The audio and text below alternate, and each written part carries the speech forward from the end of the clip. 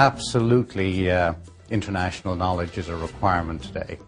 I guess you could look back in the past and say you could get away with not having it because you could call on somebody in that other country. But today, if, for example, a US company, client, wants to move overseas, it is going to look to us to help them to make that move.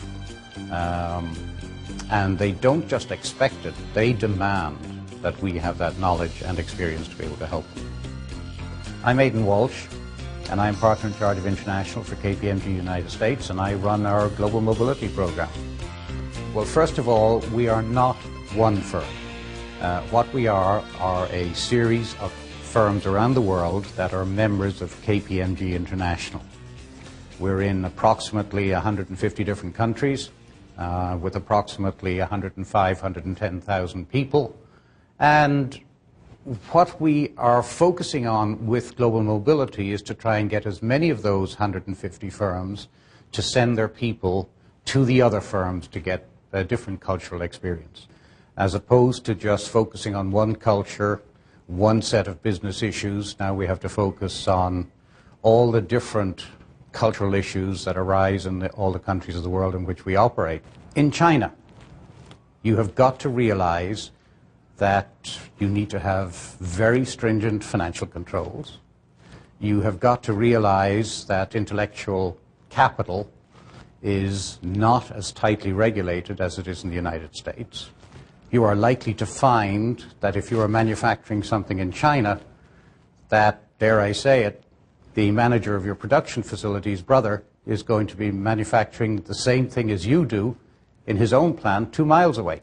In the US, a manager manages his or her business on the basis that he or she has the freedom to do that, to hire and fire as necessary. You can't do that in Europe. You cannot fire anyone without it costing you a huge amount of money. You cannot fire anyone without perhaps it taking 1 year to 2 years to be able to get it done. And if you're going to have a US manager sent to Europe to manage an operation there, he or she needs to be able to know from the very beginning that his or her hands are going to be tied much more so than in the United States. My biggest faux pas was going to Pakistan, very friendly with the partner of our firm there. I had met his wife on a number of occasions, my wife very friendly with his wife, and having shaken hands with him on at this conference that we were attending, without thinking, I leaned over to kiss her on both cheeks, which is what Europeans do. And suddenly realized, as she shied away from me, that, oops, I've just made a major boo-boo. And I had to apologize profusely, and to do it in such a way that it didn't make her feel bad as well. I haven't done it since.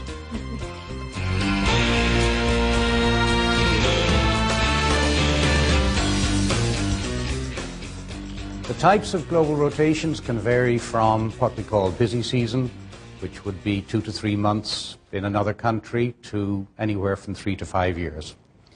We try to make a max overseas stay of 5 years. Because after 5 years, you tend to get out of touch with what's going on in your home country. You tend to get out of touch, to an extent, with your home firm. And you probably get out of touch with the regulations and changes that have taken place in your profession back in that home country. So 5 years is probably the absolute max. The ideal, as far as I'm concerned, would probably be a minimum of 18 months.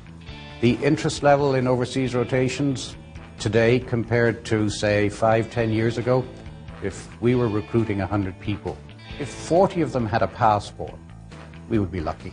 Today, 95 out of 100. So, one, they want to travel, or they have traveled. And two, when we're interviewing them and say, okay, do you have any questions? Almost every single one of them will say, will I have an opportunity to go overseas with KPMG? And we better be able to say yes. I went to Munich, Germany last year for 3 months on the Tax Track program, which is a program that's geared towards young professionals. My name's Christy Lebach, and I'm a manager in the Economic and Valuation Services Group in New York. When I returned from my three-month rotation in Germany, I decided that I wanted to move into a different group at KPMG. And one of the reasons why I wanted to move into this group was that I was in a tax group prior to my rotation, and I moved into the business valuation group. And valuation isn't unique to an individual country. It's actually relatively the same worldwide. And one of the reasons why I did that was I do want to go on a 2 or 3 year assignment later in my career, and I felt that moving to a group where the work can be done from anywhere in the world, it's not unique to the U.S., would set me up to be able to go abroad again for a longer period of time.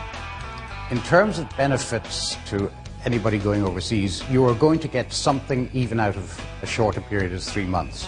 So if I can get you to do 3 months, I'm happy. If I can get you to do 18 months, I'm much happier. And if I can get you to do 3 years, I'm ecstatic. Because you are not just going to get the cultural experience and the business experience. With a bit of luck, you'll also be able to learn the language, and you may also be able to get overseas professional qualifications. We have now moved to a point where we are sending interns for overseas training. And what we decided was that we would take the top 12 or 20 interns that we took into the US firm, and we would send them to one of our firms overseas, or a number of our firms overseas. In return, we took their top interns into the US. I got to go to Melbourne, Australia for 4 months in July. I'm Liz Palmieri, and I was part of KPMG's first international internship program this summer. I really jumped at the opportunity because I never had the chance to study abroad, so it was a way to get experience by interning with KPMG and also get to spend some time living abroad. They put me on a really big engagement team. It was actually busy season there, which I wouldn't have seen in New York in the middle of summer since it was the middle of winter there, so I got to see a year-end audit. I definitely want to spend more time traveling. I would love to, when I start with KPMG full-time, I'd love to do another short rotation, either to Australia again or maybe to Europe. Not only are we following up on what we say we will do when we are interviewing them or when we are doing our marketing at the universities, but these people are saying, wow, this firm is not only following up, it's prepared not only to pay for me to go there, pay my expenses, but also pay my compensation while I'm overseas. And I'm going to get an experience that will be unrivaled in any other place that I could have interned. So, bottom line, if it's unrivaled, then maybe they're a great firm to join. We get the people we want. We've already got their mindset focused on having an overseas cultural experience. We get these people, and in 2 years' time, they'll be ready to take on a full-term overseas assignment. I've spent so much time overseas. In fact, just about every second week, I'm going to a different country or 3. Last week, it was Spain and France. Next week, it's Israel. 2 weeks later, it's going to be Malaysia and Singapore. So what do I get out of all of this? Well, you know, I wish I could put a measurement on it, but the number of friends that I have made through the assignments from these different cultures, mentalities, outlooks, and in many cases, the people I'm friendly with are from countries that are at war with one another. And yet, I can go into the room with them and they will be, as individuals, absolutely friendly towards one another. So what is the intangible? The intangible, I think, is that in almost every country in the world where KPMG has a member firm, I have friends.